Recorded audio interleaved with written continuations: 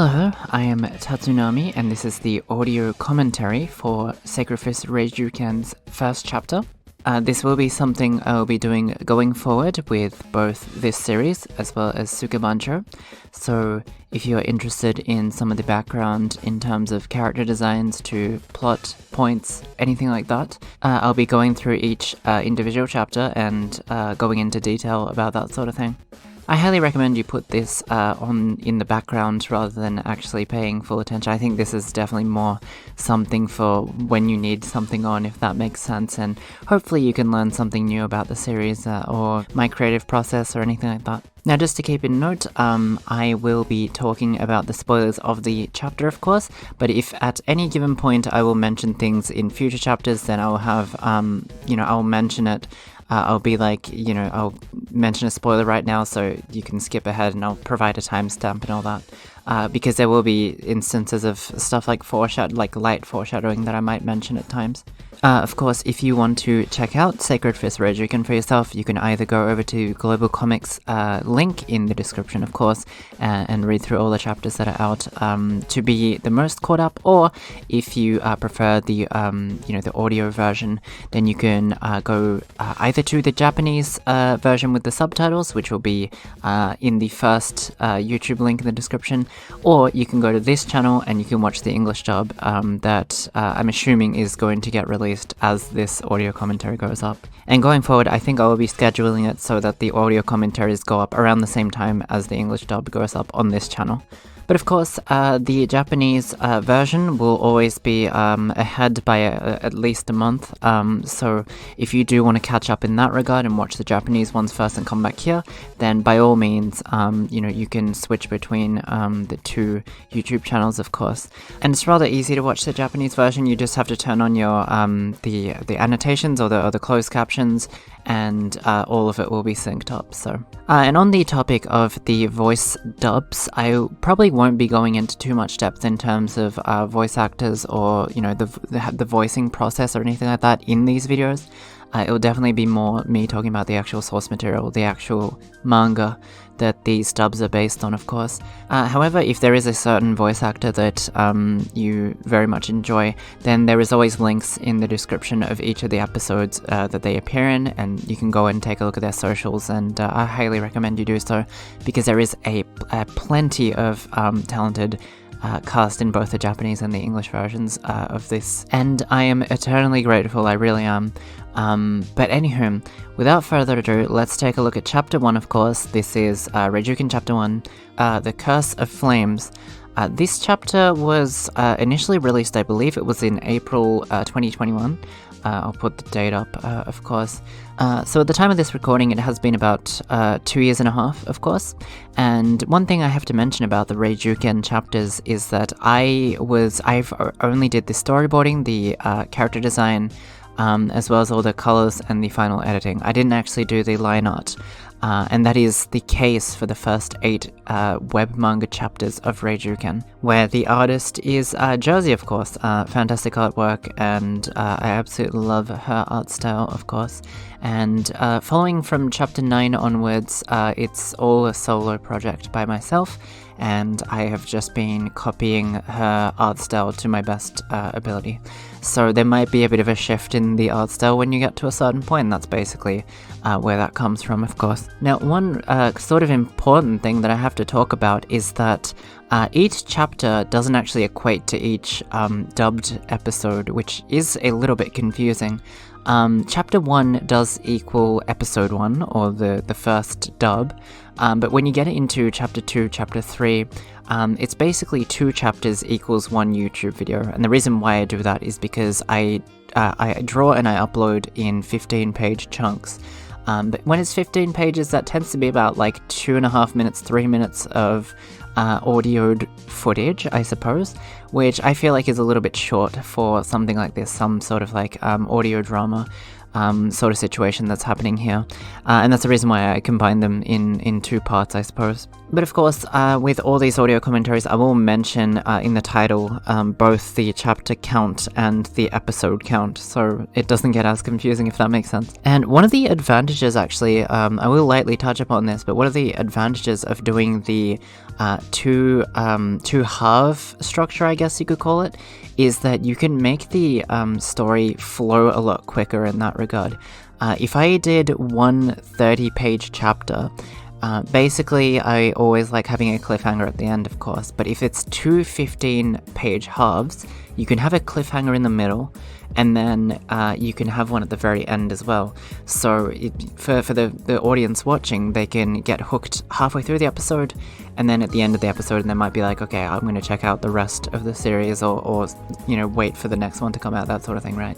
But I just think in terms of this sort of battle shonen sort of story, it almost does make sense to keep the ball rolling. That's kind of my mentality with this. It's just keep things constantly happening, constantly changing and stuff like that.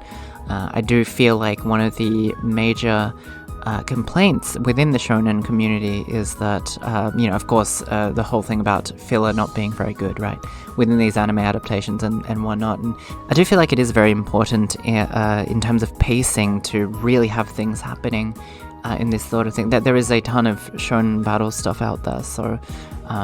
but yeah, I suppose that's kind of what I wanted to mention about the page count.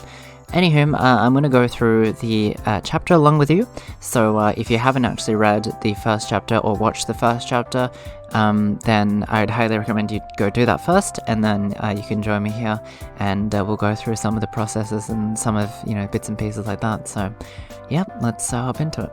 So, of course, this is chapter 1, page 1, of course. This is, I will briefly touch upon this, but this is a technique that I really do like doing in terms of my first chapters especially. You can see it in Sukubancho as well in a sense, but I always like having a main character that's technically not the main character, if that makes sense. The story starts off here with Asagawa, of course, even though Tatsuki is the poster child or the main character that actually does most of the action, of course.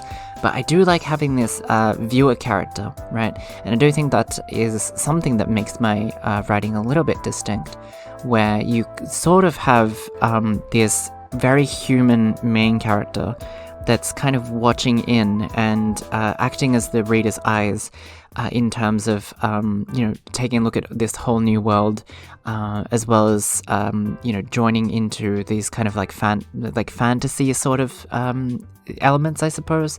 All that shonen battle goodness, of course. And so, as you see in this first page, we do start off with Asagawa. We start off with the hook that she's getting chased by something, right? And I think that was really important to sort of just reel someone in. We're not showing... It's sort of the horror movie rule, I suppose, of like not showing what the main character, the main hero, the main heroine is getting chased by, that sort of thing, right?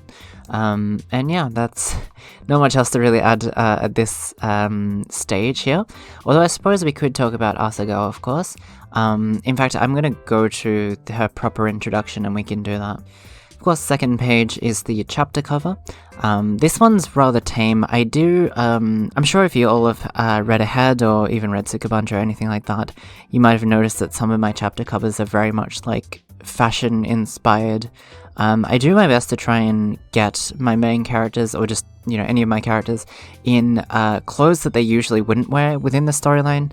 And I think one of my huge inspirations from that is Bleach, of course, where, of course, Tite Kubo drew all of the characters within different kind of streetwear, that sort of thing, at the start of all the chapter covers.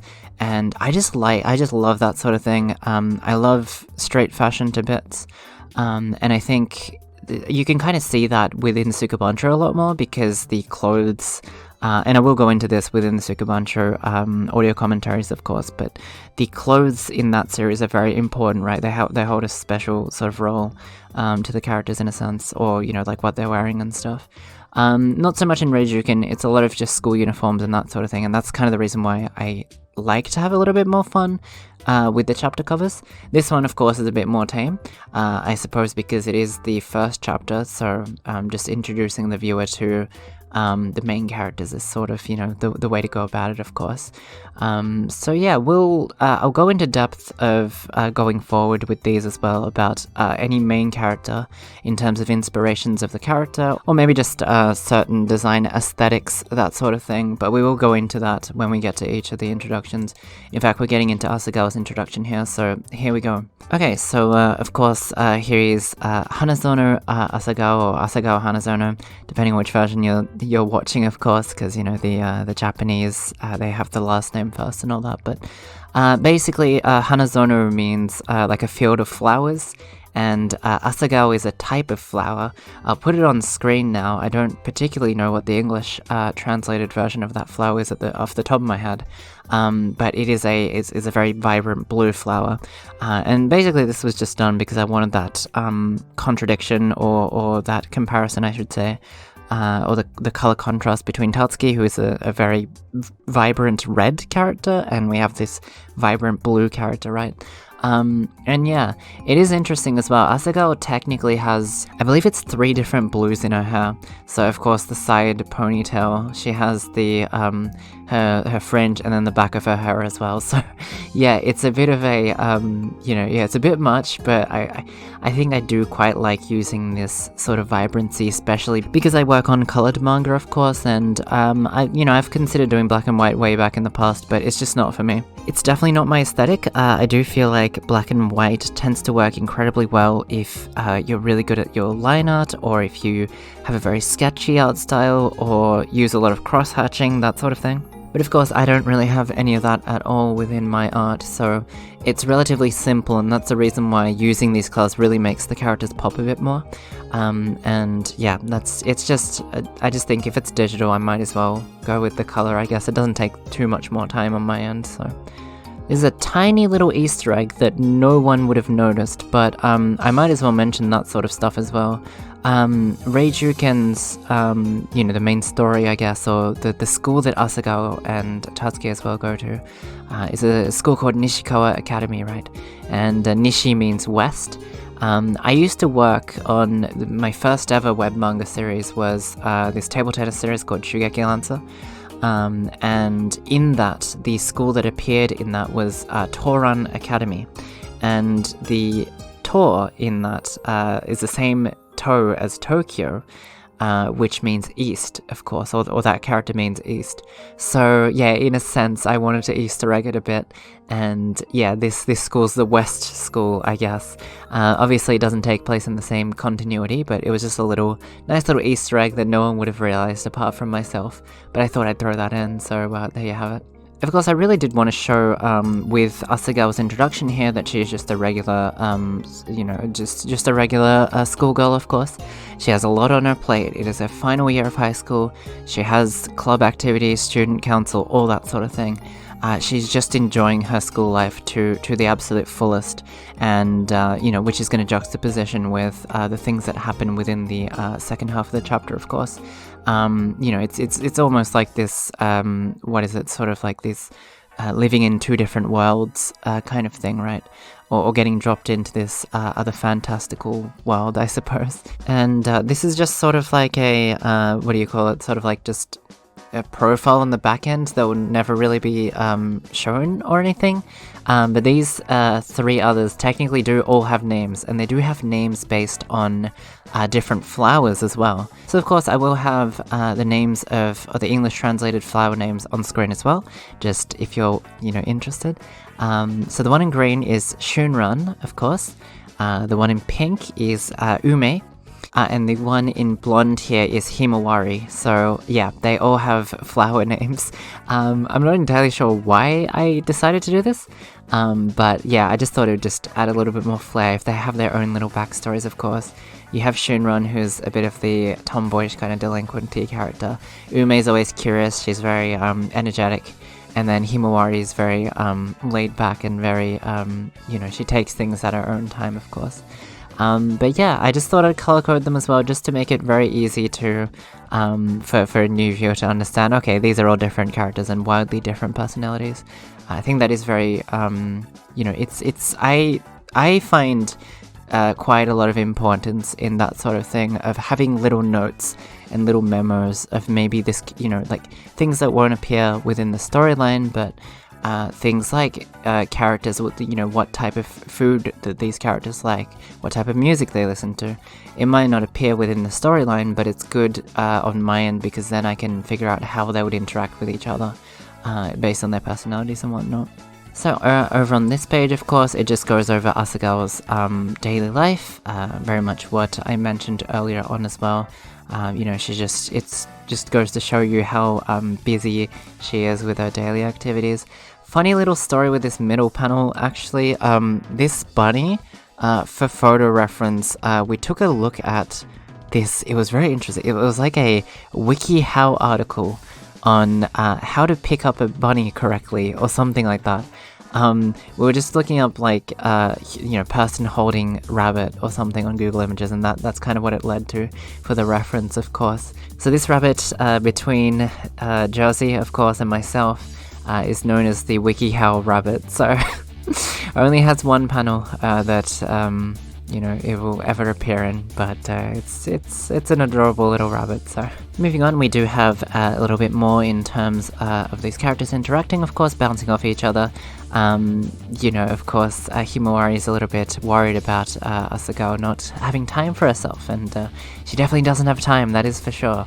But little old Ume here, all she wants is, her favorite treats at the cafeteria, so not too worried about anything, of course.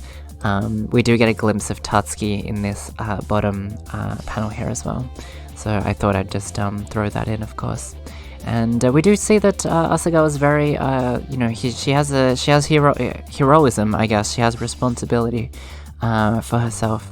And it is exactly what Himawari says up in the previous panel about her kind of, in a way, not setting aside enough time for herself and always putting everyone else in front of her. And we will see that going through with some of the more, the later chapters and whatnot. She's very, how should I say it? She's overly too kind in a sense, where it's sort of a flaw. Where, she never looks after herself properly, in a sense. Of course, here is another little Easter egg, suppose.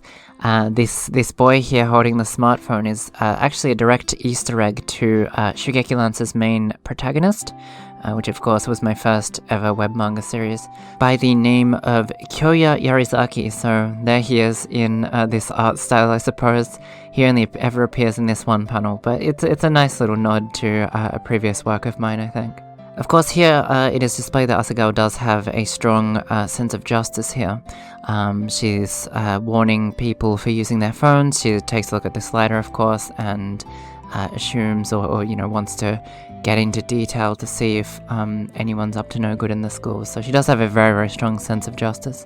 I think as well, I will just mention that one of the reasons why I made their uniforms so basic was because if it was too overly complicated and had too many colors, then it would sort of clash a lot with some of their eye colors, some of their hair colors and stuff. So, there's that as well. And if you're wondering, this was not a choice based on laziness in a sense, because I really do enjoy the character design process. I absolutely love designing clothes and whatnot for the characters to wear. It was more like a limitation, such as having this story take place within a school, because that is definitely one of my favorites in terms of, myself. I do enjoy a lot of anime and manga that tend to focus on our world, but there's some sort of, I suppose, supernatural sort of twist to it, in a sense.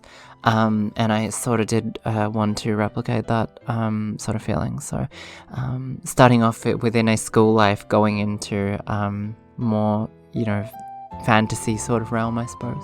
This is an interesting thing that I've talked about with other, content creators in that regard of people who make their own stories. I am definitely a lot more comfortable at writing main characters that are in their late teens. And it might be because I've read a lot of content that falls into that. But I think another thing that really makes it easy for me, at least, when it comes to these sort of late teen characters, these kind of high school characters, is that high schoolers are an age range that can have as many problems as possible, basically, and it being realistic, because there is that room to grow, right? Whereas I feel like, especially in our society, adults are sort of treated like they're not allowed to make any mistakes. Of course, that can lead to very interesting character dynamics that you can work with as well.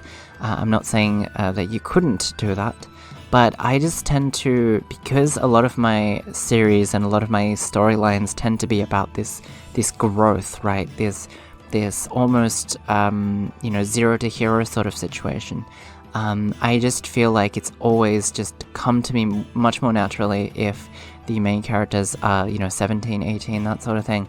They're just dipping their toes into adulthood, but they're still absolutely not ready to jump into that adulthood, and hopefully by the end of the story they would have matured as a person. Of course this is a battle shonen, so of course they would have gotten stronger by then, but if they can mentally mature by that point, then that can really show their journey, right? From start to finish.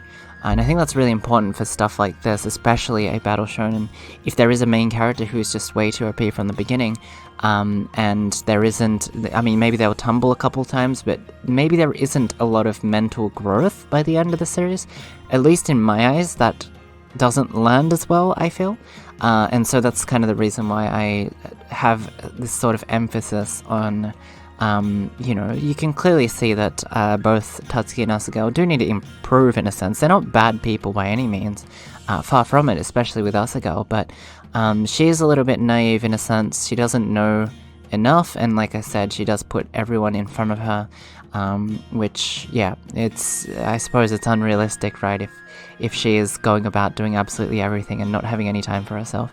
And then Tatsuki, on the other hand, he's somewhat immature in a sense because he hasn't had enough social opportunities and stuff to talk to people and grow within people because of his curse. And we will get to that in a second when that does come up. But yes, I definitely do like writing those types of characters, and I think that's kind of the reason why I do like writing within this sort of high school setting. Moving over to the next page, of course, to be fair, there actually isn't too much I can really talk about here. However, I will say, looking back at the paneling is, I definitely would have done it much more differently at this point, and that just, I suppose, just goes to show that I've improved somewhat. But yeah, the use of all these square panels, whereas, you can have diagonal cut-ins and stuff to make the camera sort of focus, well, the metaphorical camera, the view of the viewer, of course, or the view of the reader, sort of focus on certain areas. But yeah, there you have it. Of course, the only other thing I can really mention here is the contrast between Tatsuki and Asagao. Of course, like I said, with her sort of personality of wanting to know more, wanting to help out as much as she can, you can clearly see here that she's less worried about this is a student that's smoking at school, in the sense that this person's going to get in trouble, or this person did something that's forbidden within the rules. Less of that and more of, as you can see here, she's saying that, well, smoking from an early age can, really damage your health. She's very much worried about this person who she literally just met. And I think I really wanted to get that across, that Asagao is kind and caring for basically anyone she meets. And she's very much a sort of pure character in that regard. And I think that just makes things a lot more interesting when she's put into situations where her own life might be in danger. Of course, adding to that within this next page here is Asagao just, again, not being, I suppose, judgmental towards Tatsuki here, where Tatsuki's just like, well, you wouldn't believe why I have this slider on me. She's just genuinely concerned. She just wants to help out everyone. And I think that kind of resonates with Tatsuki, because Tatsuki doesn't really have that too much. Of course, he has Keigo at home, his own uncle, but he doesn't have that within his own community. He doesn't have that within his own social community with school, and, which clearly implies that he doesn't have any sort of extracurricular activity sort of groups or anything like that either. He really doesn't have anyone other than his own uncle at home. And I think that's kind of the reason why this sort of resonated with him a bit, when someone that he just met is genuinely this concerned. adding to the whole, I suppose, heroism of Asagao here, she doesn't even question the fact that Tatsuki needs this lighter, right? He starts coughing, it's like, please hand it over, and then right away, as it says right here, I handed it over to him without thinking. She sort of acts before her logic catches up, if that makes sense.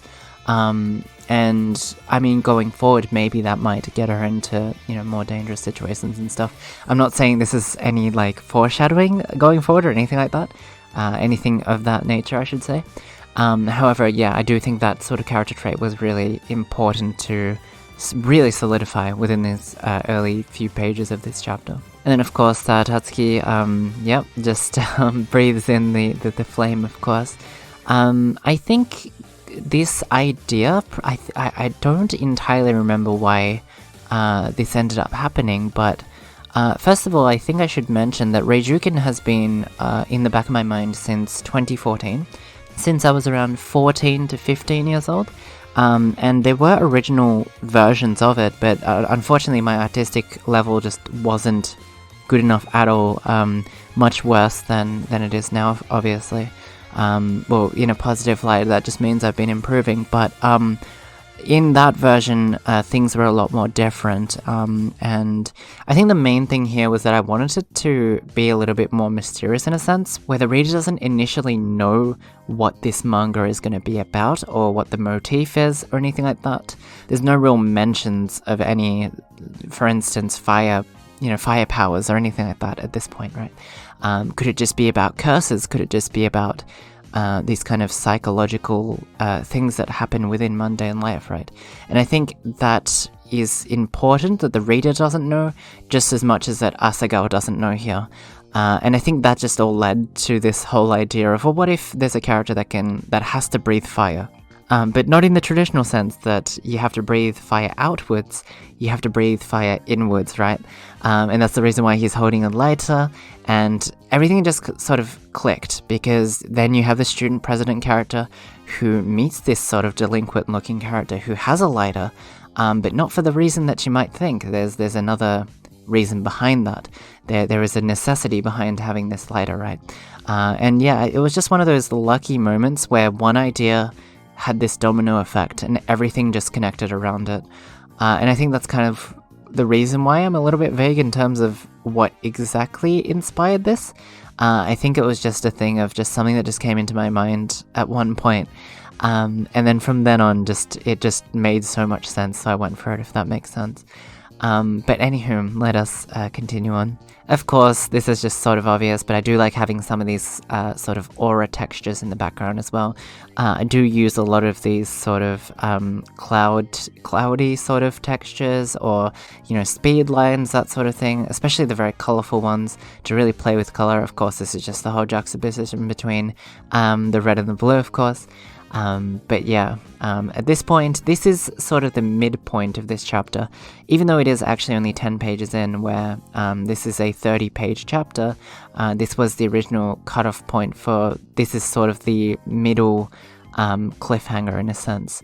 Okay, so this character is cursed. He has to breathe in flames. Why is he cursed, though, right? Where is this going to go next? And I think that was definitely the sell at this point. And I wanted to make it somewhat early on.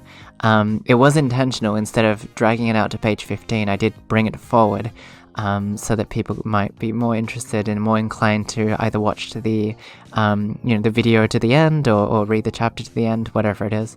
So there you have it. Of course, we switch scenes here, and this is kind of the thing with doing, I suppose, web manga stuff, or, if this was, if I ever had the privilege to actually do this as a job or something, then I might be able to pump through some of the pages a lot quicker and deliver more chapters more frequently, like once a week or something, right?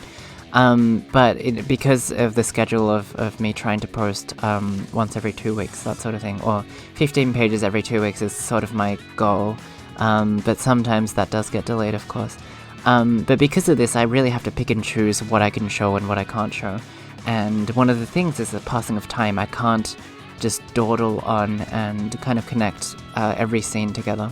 So one of the clever ways, well, I think one of the ways that's an interesting way of doing it is just showing a clock, basically, just showing off that time has gone by. It is 6 p.m, of course. Asagawa's, and she does mention it as well, this is another technique, obviously, to sort of establish to the reader that time has passed. Or, like a certain thing's happened, always show it off and then slightly hint at it within the text or something, just to really make sure that the reader knows what's going on. And of course, she's just reflecting upon her day here, so it's sort of implied that after Asagawa meets Tatsuki in the morning, she just kind of lets it slide for a bit. She sort of lets it, she gives Tatsuki his lighter back and then she gets back to it. She's a busy girl after all, so she has a lot to do. She can't just spend the whole day out there, but I'm assuming that was on her mind for quite some time after that. But anywho, she is very positive. She will keep pushing through. And that's when she noticed that one of the class profiles is on the table there, of course, which is Tatsuki Yamagishi, of course. So I suppose I'll talk a little bit about Tatsuki's motives and not motives, motifs. Sort of his inspirations in terms of character design, name design, that sort of thing. First of all, in terms of the name, we have Yamagishi. So Yama means mountain, and Gishi or Kishi means cliff. So very sort of, I suppose, high in terms of height, right? Sort of areas. And that sort of reflects, based on his dragon motif, of sort of this image of dragons sort of standing on top of high cliffs and mountains and that sort of thing.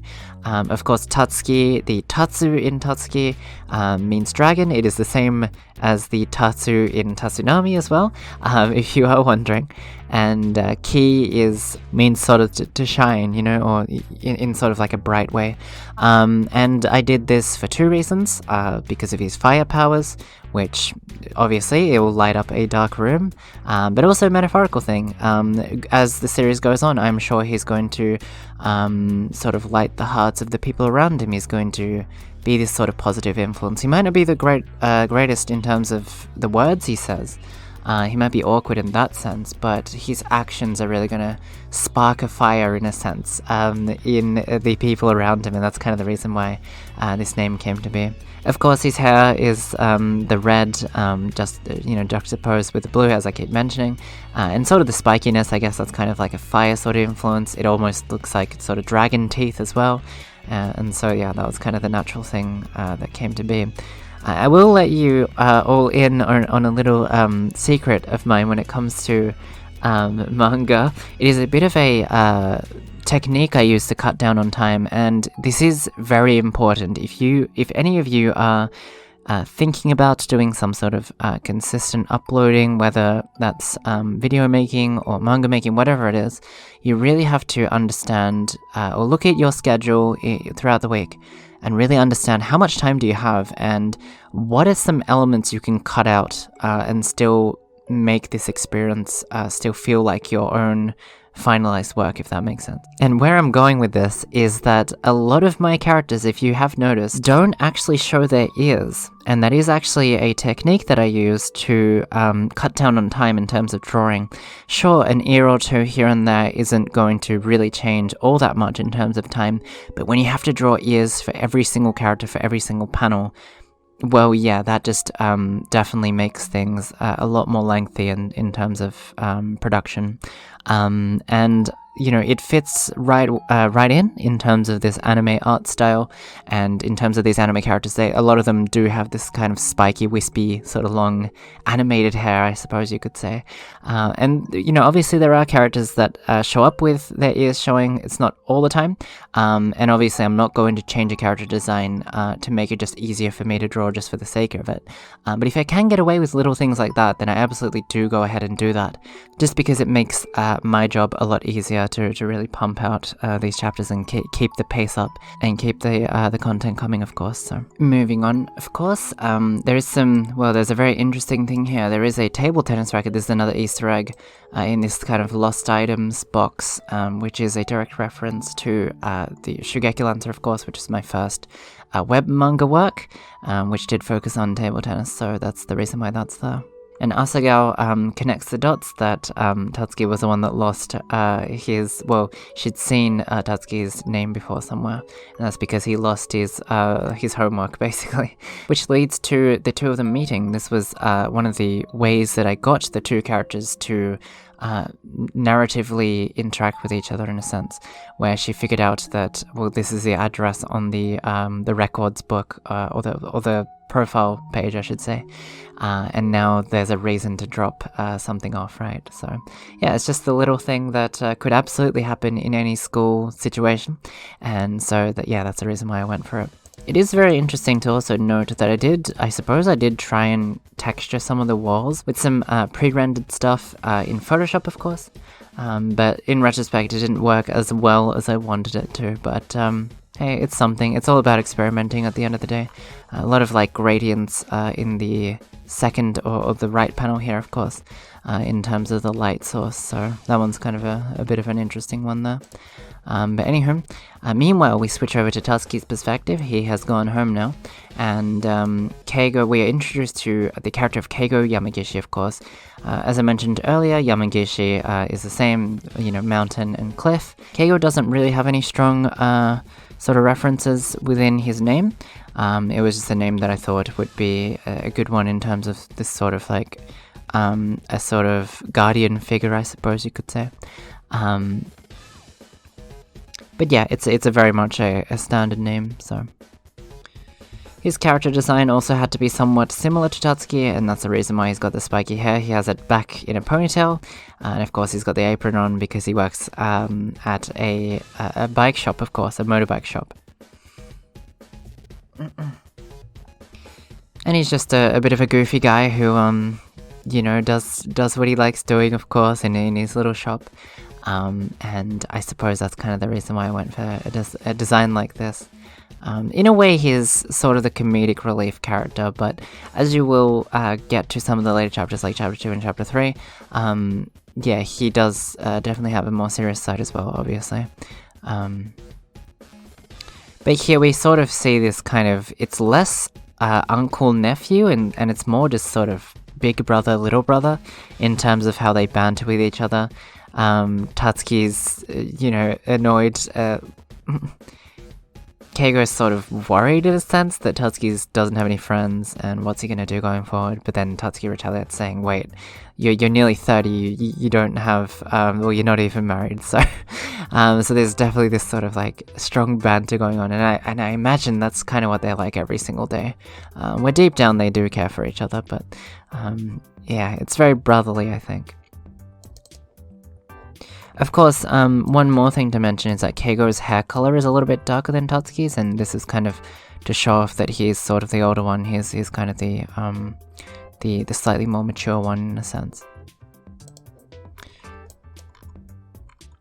And here's the thing, I do really like playing around with color and stuff, in terms of choosing colors and seeing what works well. So yeah, I definitely do. I feel like I spend quite a bit of time when it comes to designing color palettes for characters.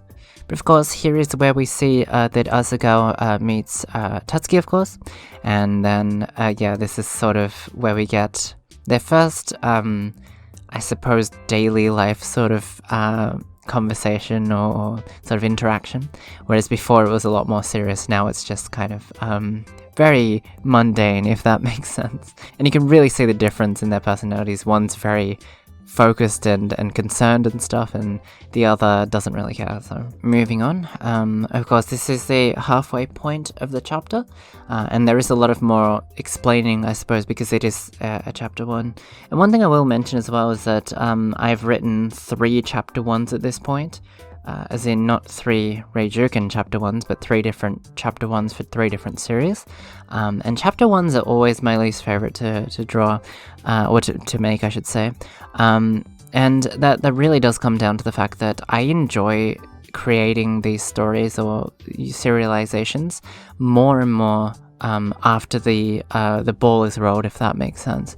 So I'm going to enjoy writing a series 10 chapters in rather than the first few pages, simply because we already get an established cast that can interact with each other. and you can really have a lot of fun with that.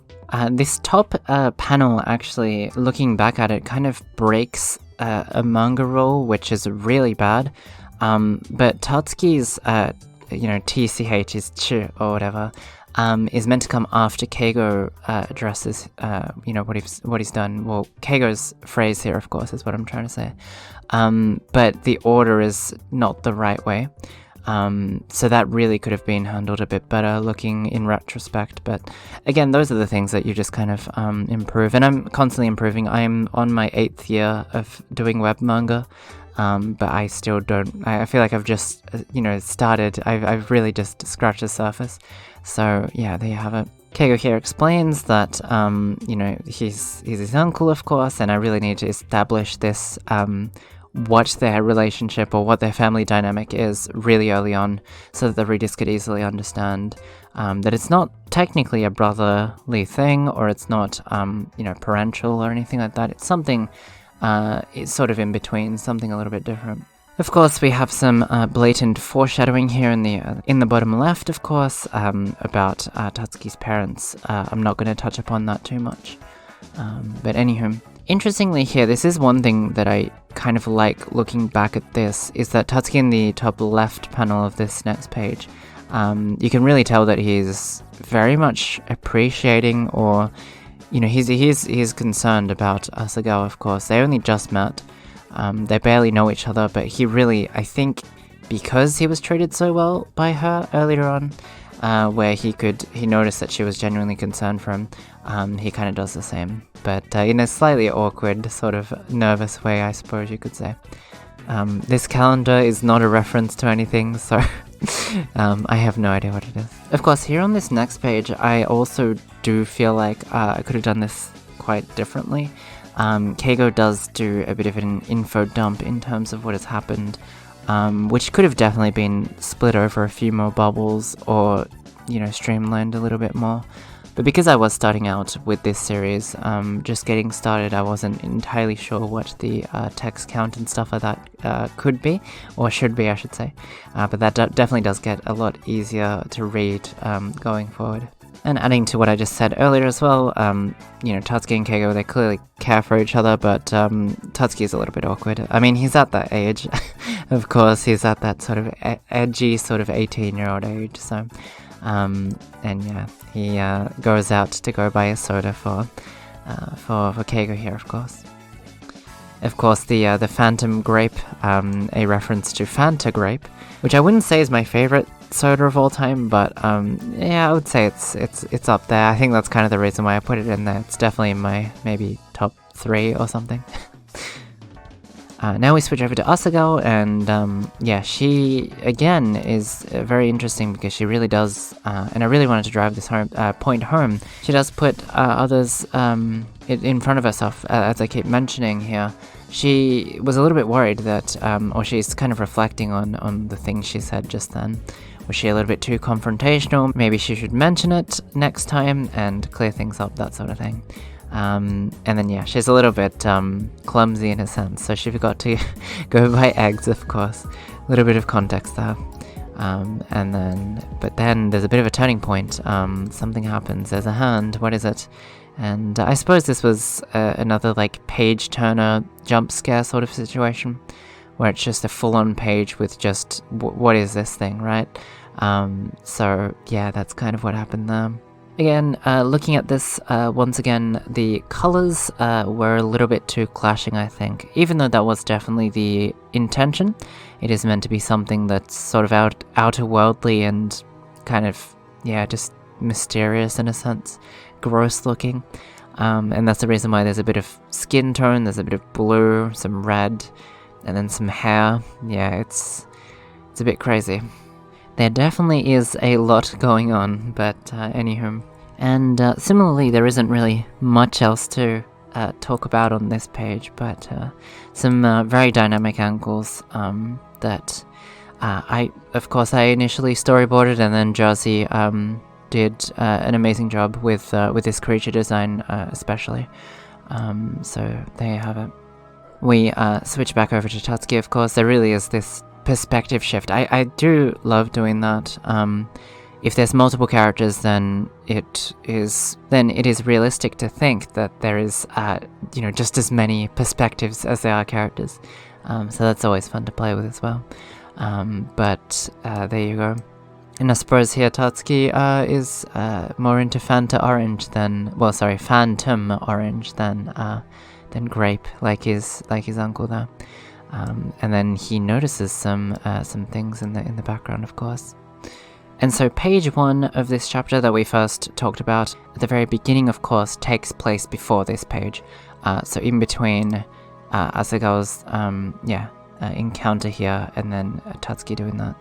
So again, it kind of flashes back to now we're in present time from that flash forward, of course. In this page, I just really wanted to show off what this creature, now that has been established to the reader, was capable of. It bends through concrete poles, destroys walls, that sort of thing, right? Very inhuman in that regard, not only in looks, but also in strength and power. And also, this is a fantastic panel on the bottom left here, so kudos to Jersey there.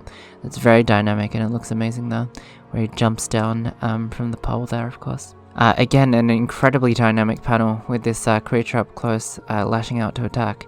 And I have to mention as well, this creature was definitely one of the things that took the longest for me to color this chapter, because again, I did do all the coloring, because he has so many different colors on him. There was a lot of layers involved and whatnot, and this was one of the times where I noticed that I probably should have streamlined his colors a little more, but in the end it turned out alright, because how stitched up he looks and how he looks like it's just this sort of chaotic clash of all these different colors and aspects of the body. So of course Tatsuki down here holding on to Asagawa, again just a really, really dynamic pose here, of course. And I do really like layering the speed lines over the top. I know a lot of manga creators put it behind everything, but I kind of like putting it in front of the action to really draw your eyes in, and also just to add a bit more speed and tension. Just like some dynamism, I guess you could say. I also really like Jersey's expressions that she draws, especially with Asagawa in the bottom left there. Very overly expressive face there. I like that one a lot. Up next, of course, we have Tatsuki is really just thinking about the situation. He is a very fast thinker when it comes to coming up with the right plan at the right timing, even though it might take him a little bit of difficulty to talk within a mundane sort of normal setting, where he might feel a little bit embarrassed or whatnot, but his mind is always going really quickly.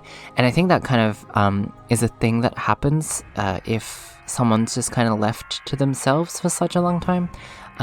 If someone does grow up without friends, I almost do feel like their sort of internals or their mind is that much faster, right? Because the only thing they're receiving is the information. They're getting the input of information from looking at the things around them, the people around them, without really outputting their own thoughts or whatnot, which means all the thoughts are sort of brewing in the back of their mind. Of course, here Tatsuki is putting his own life in for Asagawa, so he definitely has heroism, and I do think that definitely, again, reflects back to the fact that Asagawa treated him really well. She didn't think he was weird or anything like that for having this letter and having this curse on him, right? Or claiming that he had this curse on him. So he really does value that, because he's never really had that before. Of course, a little bit more backstory, of course, within the dialogue of Tatsuki mentioning that he has taken on big guys like this before. He's fought before, and would that be a situation like sort of like bullying or teasing? It absolutely could be. Maybe because he was the one that was ostracized and the one that was always by himself. Maybe he got picked on by bigger people, and that's how he gradually learned how to fight or learned how to defend for himself, right? And I think it's good to have a main character that has some sort of combat experience, just to make some of these, fights going into the series a little bit more believable, and I think that's kind of how I justified this whole situation here. I also kind of like this middle panel here quite a lot, so actually, with Asagao sort of in the background, and all there is a speed lines. All there is speed lines on the screen rather than like a horizon line to determine where the ground is and whatnot. I don't entirely remember how intentional that was, but looking back at this, I actually really do like that. Because at the end of the day, all that really matters within this scene is that Tatsuki's going in and Asagawa's running away, right? So I think that, yeah, looking back at that actually works quite well. Of course, this sliding scene, which, some of these pages did take quite a lot of time to color, especially, like I mentioned, because of the creature being so multicolored. And all these action scenes with the speed line, well, not speed lines, but like the wispy sort of sketchy lines as well. And again, the camera work, I suppose, or the perspective point of not only the shadow in the background with Tatsuki in the bottom there, but Asagao pointing out as well. I think Jersey did a fantastic job there. And this is the first double-page spread within this chapter. This is the first double-page spread within the whole series. But of course, I really wanted to make this one impactful. And have this slow zoom, this slow zoom of Tatsuki's up-close face to really show the dire situation, I suppose. And then he punches the creature with his flame powers that he doesn't really know about, but he went for it. It was now or nothing, I guess. And I think this panel is definitely my favorite within this first chapter. It just really pops, and I think because I like using a lot of these vibrant colors, I do think the orange really works compared to all the dull colors of the creature there. And then, of course, it is implied that the flame goes up the mountain there, of course, and through it as well. So pretty insane there. But I did try this new technique here with the smoke coming off his hands, where I overlaid. I believe it's. I don't entirely remember what the brush is called, but it's the one that sort of smudges quite a bit, and it has this sort of opacity going on. This is the first and only time I ever did this sort of thing. But yeah, it was very much an experimental thing that ended up being, for what it was worth, I think it was okay. But I think going forward I decided to go for other sort of methods for this sort of thing. And of course this is the final page for this chapter, of course, where Tatsuki collapses and Asaka's just like, yeah, maybe the questions can wait. First of all, I want to thank Tatsuki for, saving me, that sort of thing. And this is where their journey begins. So there you have it. Of course, at the end of every chapter we have this little sketch here, where, it's just the humorous. I like doing these because these are humorous little things that kind of fill in the gaps. Because at the end of the day, if Tatsuki did collapse there, well, who's going to take him home? Well, it's going to have to be Asakawa, and she is kind enough to do that sort of thing, as we've established throughout the whole chapter. So there you have it. She is, she's going to be the one that has to do it, even though he's very heavy, I assume. So just a cute little thing here. And of course, let's just take a look at the profile page. At the end of every chapter, I like having a bonus comic and a profile page for the readers to really get to know some of these characters a little bit more. So Tatsuki, if you're wondering about the age and whatnot, is that he is a third year, but he's 17, and that's because he's turning 18 within the year that this story takes place in. And his birthday is June the 10th, which is actually the opposite of my birthday, which is October the 6th. So I just thought, why not? And that's what I ended up doing. And his favorite food is spicy chicken curry, of course. He's someone that can handle pretty much any levels of spice. Is there a correlation towards that and his flame powers, perhaps? Maybe you're just going to have to keep on reading for that one. But I will go more in depth in terms of characters like favorite foods and stuff within the future at some point. So keep that in mind. But And he has a strong tolerance to spicy food, and he's strong at fights, indeed he is. So there you have it. So yes, hopefully you enjoyed my little audio commentary talking about some of the things that I thought about and some of the inspirations within Reijyuken, analyzing some of the themes and whatnot. If this has led you to enjoy or understand the series a lot more, then that is absolutely my intention, and Hopefully that's what ends up happening, of course.